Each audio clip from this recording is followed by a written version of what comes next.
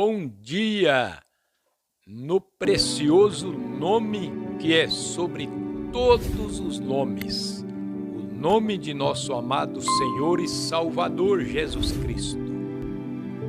Nós estamos com a sequência desse estudo,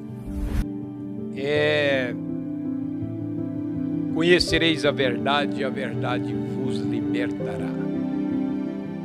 E como eu disse, Deus tem graça, bênção imensurável para a humanidade, mas a ignorância, a falta de conhecimento para buscar Deus de uma forma correta, que agrada a Ele, é que impede recebermos bênção completa da palavra. E vamos meditar aqui no livro do profeta Isaías, capítulo 59, verso 1 e 2, que diz assim: Eis que a mão do Senhor não está encolhida para que não possa salvar, e nem o seu ouvido agravado para não poder ouvir. Mas as vossas iniquidades fazem divisão entre vós e vosso Deus, e os vossos pecados encobrem o seu rosto de vós, para que vos não ouçam. Então, o que impede Deus operar é a iniquidade. Iniquidade é pecado e pecado é incredulidade. Eu digo até que o beber, o fumar, o prostituir, a prostituição, essas coisas não é propriamente o pecado. Essas coisas são atributo do pecado. As pessoas cometem as coisas que desagradam a Deus porque são incrédulas. A iniquidade que é pecado, que é incredulidade. Então a mão do Senhor não está encolhida para que não possa salvar, e nem os seus ouvidos agravados para não poder ouvir. Mas as vossas iniquidades faz divisão entre vós e vosso Deus, e o vosso pecado que encobre o rosto de Deus, de nós, o seu rosto de vós, para que vos não ouça. E nós meditando nessas coisas, o apóstolo Pedro disse que o homem chega a torcer as Escrituras, e torcendo as Escrituras será para a sua própria perdição, porque a palavra não pode mudar. Deus não se moderniza, Deus não se relaxa, Deus não aprende. Ele já viu o fim antes do princípio. Aqui no livro do apóstolo São Pedro, capítulo 3, verso 2 Pedro 3,16, ele diz aqui, falando disto, como em todas as epístolas, as suas epístolas, entre as quais há pontos difíceis de entender, que os indoutos e inconstantes torcem, e igualmente as outras Escrituras para a sua própria perdição. Há pontos difíceis de entender nas epístolas do apóstolo Paulo, mas ficam cada vez mais encoberta, cada vez mais difícil de entender, porque o homem busca a conhecer Deus através de um estudo teológico. Mas Jesus já disse aos discípulos ali: graças te dou, Pai, agradecendo ao Pai que ocultaste essas coisas sábios e entendidos e revelaste aos pequeninos. Então, Jesus não mandou ninguém vocês vão primeiro fazer seminário para poder pregar. Não, idem por todas as nações. Pregar o evangelho do reino, né? Quem crê e for batizado será salvo, e quem não crê será condenado. E aprendei de mim, que sou manso e humilde de coração, porque o meu fardo é leve, meu jugo é suave, e encontrarei descanso para vossas almas. Também, ainda em 2 Pedro, capítulo 2, melhor fora não conhecer a verdade do que não viver, conhecendo-a, não viver. 2 Pedro, capítulo 2, verso 21. Nós podemos ver aqui que está escrito: porque melhor lhes fora não conhecerem o caminho da justiça, do que conhecendo-o, desviarem-se do santo mandamento que lhes fora dado. Este santo mandamento veio através dos apóstolos e dos profetas, uma palavra sem mistura, sem dogma, sem credo, inadulterada.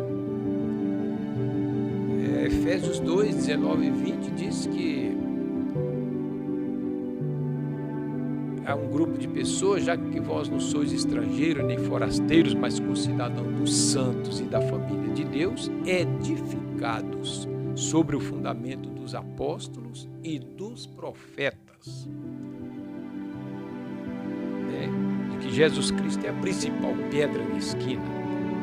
Então o fundamento é dos apóstolos e dos profetas, mas eu não vou me aprofundar neste assunto, provando pelas Escrituras que a palavra dos profetas é como uma luz que alumia em lugar escuro, né?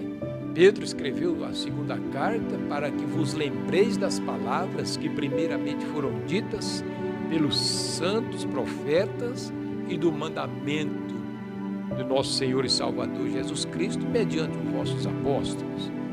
Então este é o evangelho do reino. Jesus disse que quando este evangelho do reino for pregado a toda criatura, então virá o fim. O evangelho do reino.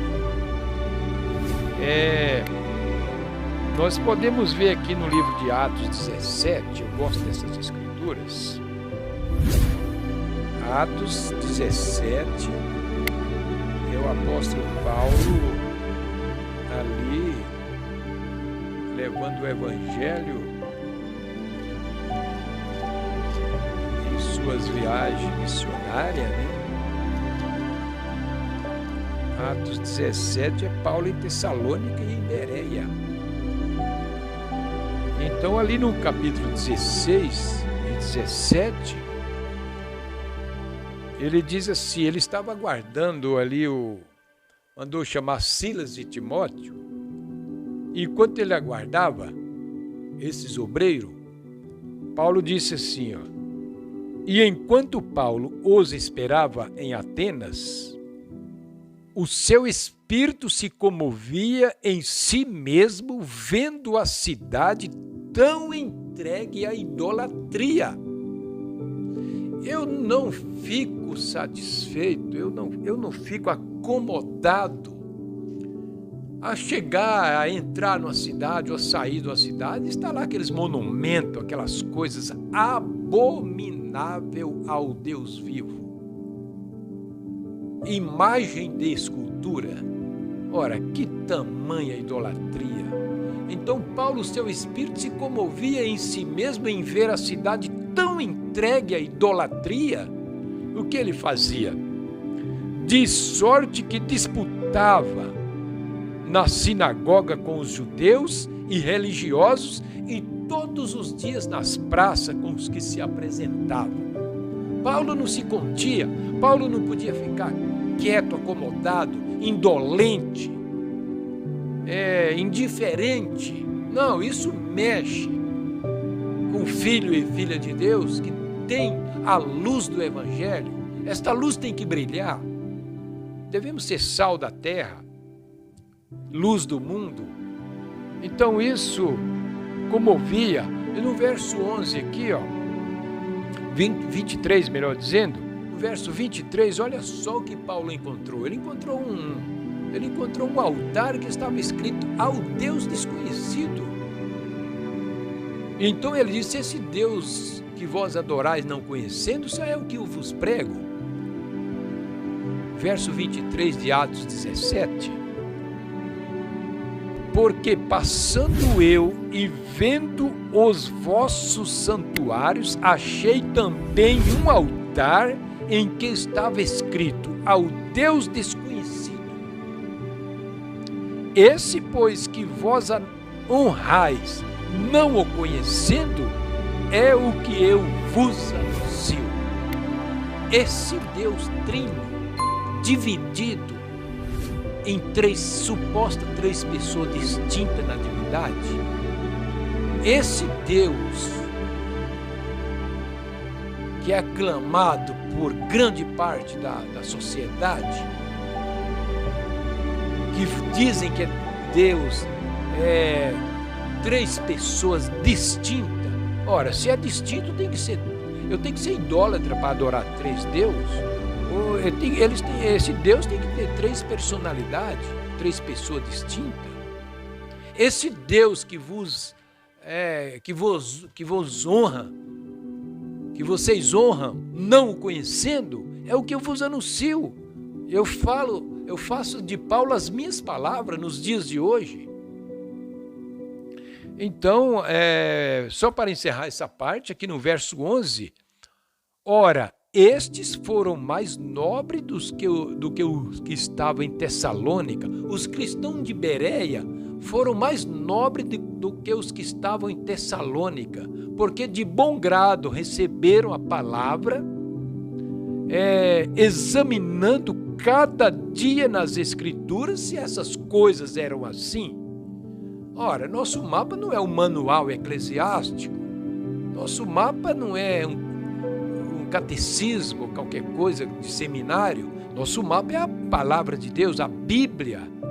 E dentro desta Bíblia há outra Bíblia, que é a revelação.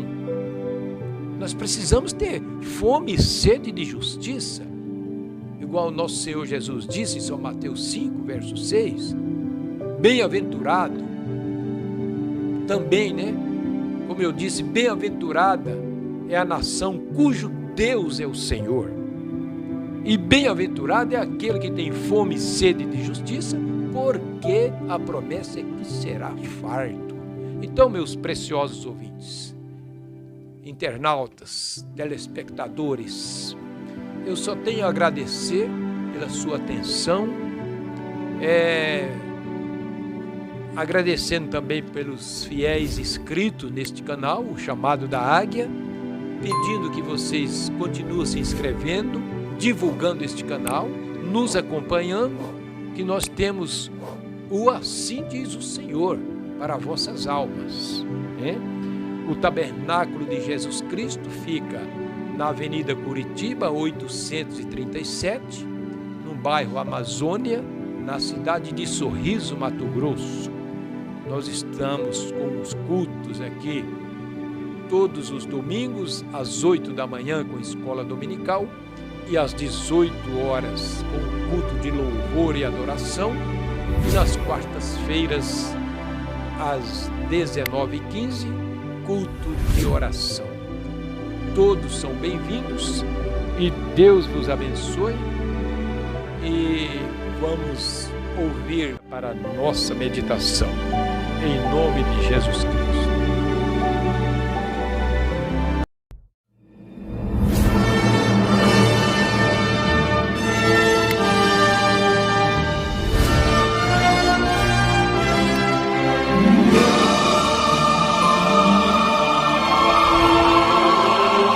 Não farás para ti imagem de escultura, nem semelhança alguma do que há em cima nos céus, nem embaixo da terra, nem nas águas debaixo da terra. Não farás para ti deuses fundidos. Não vos virareis para os ídolos, nem vos fareis deuses de fundição. Eu sou o Senhor vosso Deus. No céu está o nosso Deus, e tudo faz como lhe agrada. Prata e ouro são os ídolos deles, obras das mãos de homens. Tem boca e não falam, tem olhos e não veem, tem ouvidos e não ouvem, tem nariz e não cheiram. Suas mãos não apalpam, seus pés não andam, som nenhum lhe sai da garganta. Tornam-se semelhantes a eles os que os fazem e quantos neles confiam.